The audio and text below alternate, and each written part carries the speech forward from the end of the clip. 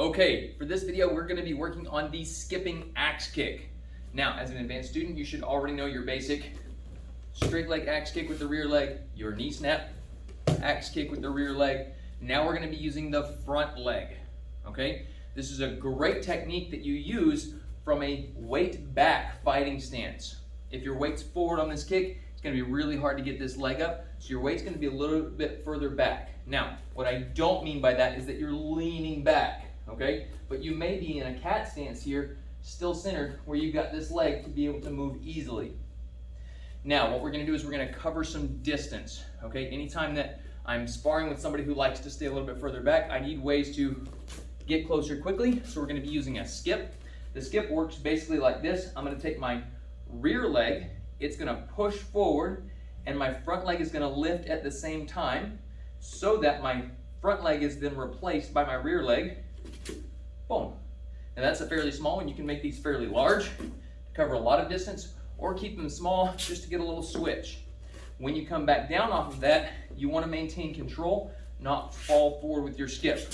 You don't want your head to lead the skip. Your head should be slightly behind your hips as your knee comes up.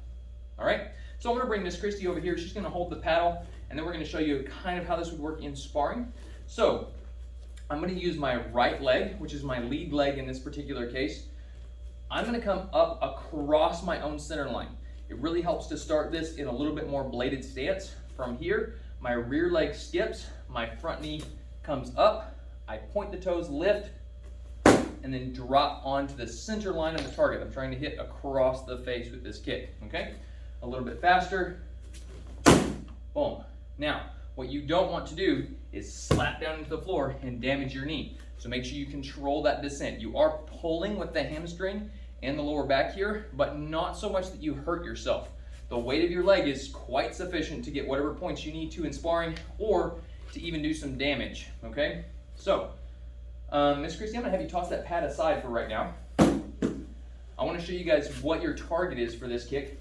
There are a lot of different ways to use it, but the primary tool here is that what you want to do is come up behind your opponent's lead arm so that they can't see the kick coming, and then drop down across. So Miss Christy, I'm gonna have you step forward just a little bit, all right? And Miss Christy has seen me throw this kick a whole bunch, so she's gonna move out of the way when I throw it.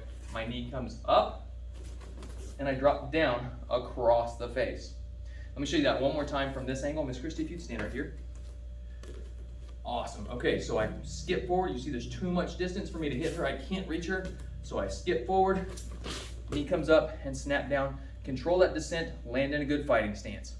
And there's your skipping axe kick.